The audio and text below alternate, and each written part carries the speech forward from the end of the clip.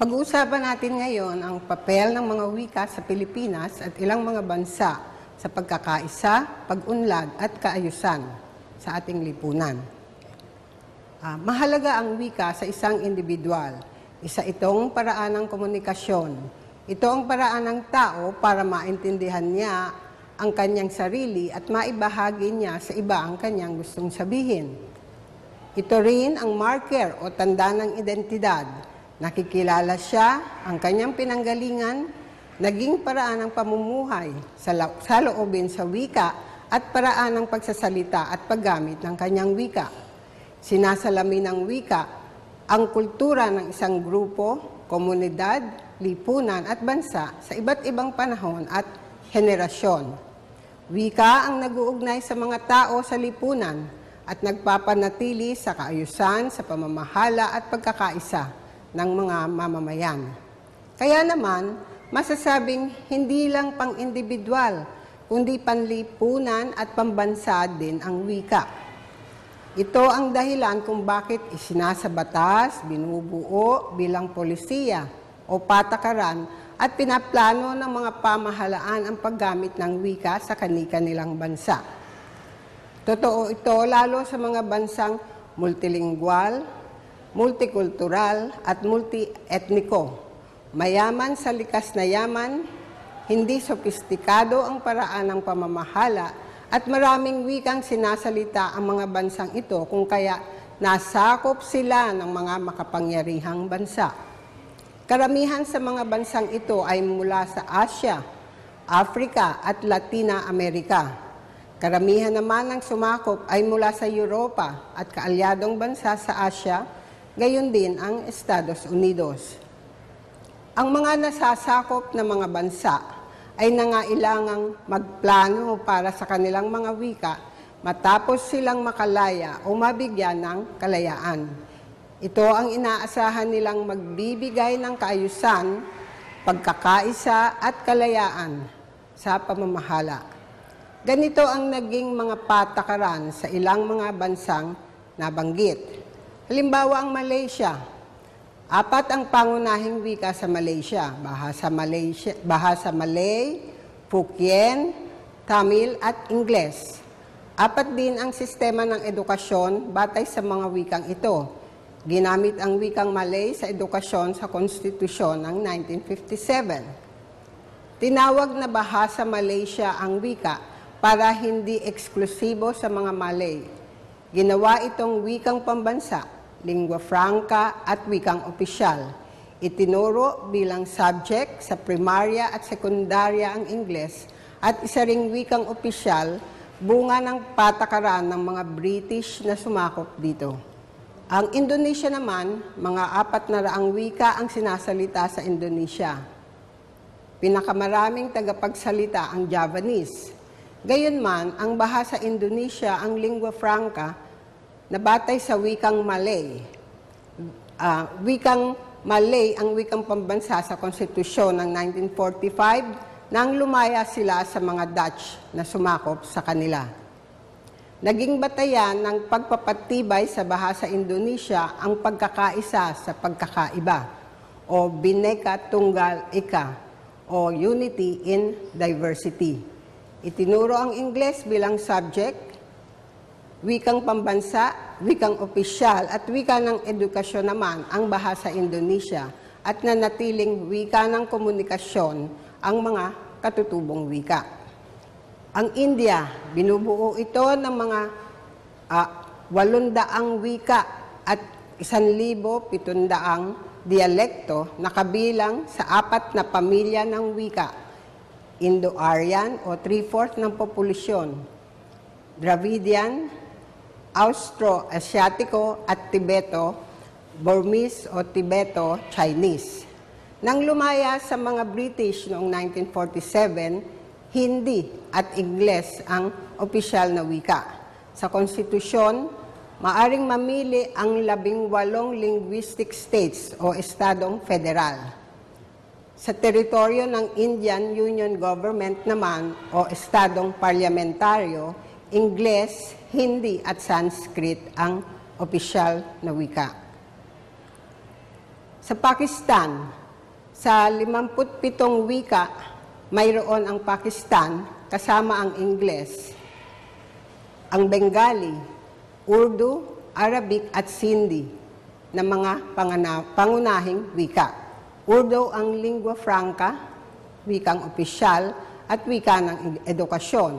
Ingles ang medium sa mga eskwelahang elite at wika ng prestihyo, pribilehyo at trabaho.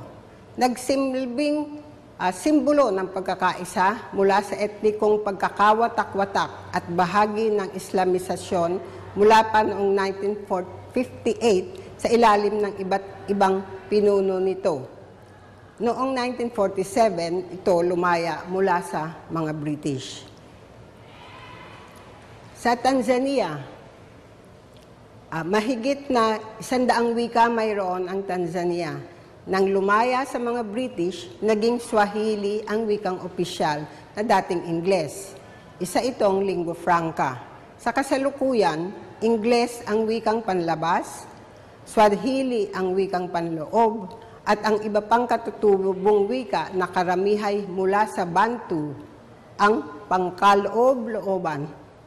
Sa Algeria, pagkaraan ng 130 taong pananakop mula 1830, binigyan ito ng kalayaan ng Pransya noong 1962. Bagamat pinanatili ang pamamahala sa Sahara dahil sa langis. 4 ang pangunahing wika sa Algeria: Classical Arabic, Dialectal Arabic, Berber at French. Sa panahon ng kolonisasyon, opisyal na wika ang French at banyagang wika ang Classical Arabic. Dahil sa Arabization ng bansa, ang Classical Arabic na ang opisyal na wika sa gobyerno, edukasyon, relihiyon, media at panitikan. Ito ang high variety, samantalang ang Dialectal Arabic ang low variety at ginagamit sa pang-araw-araw na komunikasyon. Itinuturo ang Ingles sa Algeria mula sa grade 4 hanggang high school at ginagamit din sa media. Bagamat hindi tinuturing na banyagang wika, hindi na ito opisyal na pangalawang wika. Sa Cambodia, nabigyan ng kalayaan ang Cambodia noong 1953 mula sa mga Pranses na sumakop dito noong 1863. Mula noon, ang Khmer ang naging wikang opisyal kapalit ng wikang Pranses. Ang mga wikang Pranses, Ingles at Chino ang tinawag nilang wikang diplomatiko o panlabas. Pangunahing katutubong wika naman ang Cham, Chong, Jaray, Khoi at Stieng. Sa Vietnam, may 54 na etnikong grupo at 100 etnikong wika ang Vietnam na binubuo ng mahigit 80 milyong mamamayan. Sinakop ito ng mga Pranses noong 1883 kasama ang Cambodia at Laos sa tinawag noong French Indochina at lumaya noong 1975 lang. Wikang pambansa ang Vietnamese na tinawag nilang Cheng Viet. Kabilang ito sa Austro-Asiatikong pamilya ng mga wika. Ang Pranses at Ingles din ang itinuturo sa mga eskwelahan. Ang mga pangunahing minoryang wika nito ay ang Thai, Hmong, Cham, Khmer, Nung, Muong at Chino. Ang ilang bansa sa Latin America, partikular ang Argentina, Puerto Rico at Brazil ay sinakop ng mga Kastila, Portuges o British. Di gaya ng ilang bansa sa Asia at Africa, tuluyang namatay ang mga katutubong wika dito.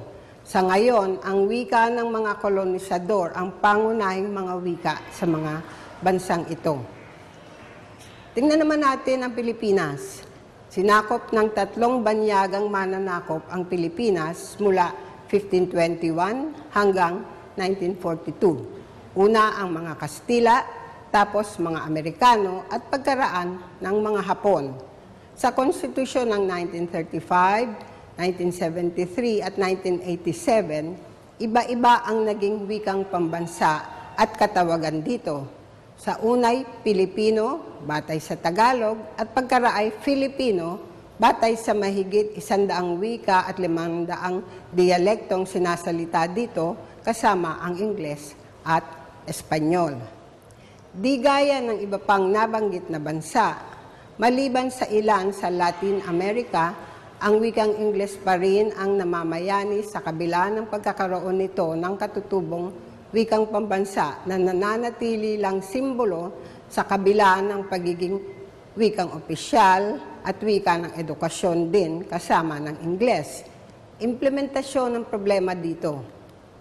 Political will ng pamahalaan ang kailangan sa Pilipinas kaugnay ng implementasyon ng mga patakarang pangwika bilang wikang pambansa, wikang opisyal, at wika ng edukasyon. Ang mga mas praktikal na gamit ng mga wika ng Pilipinas, gayon din ng wikang pambansa, gaya ng gamit nito sa media at sa pang-araw-araw na komunikasyon, ay di na maiiwasan.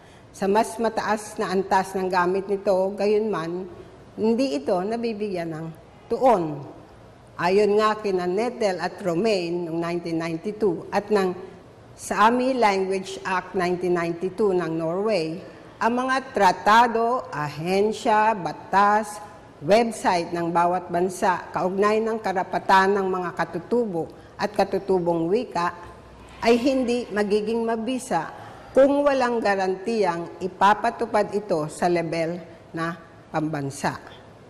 Sana'y maging gabay natin ang mga hakbang at pagpapatupad ng mga nailatag na mga batas para makamit ang tunay na pagkakaisa, pag-uugnayan at pag-unlad sa bansa.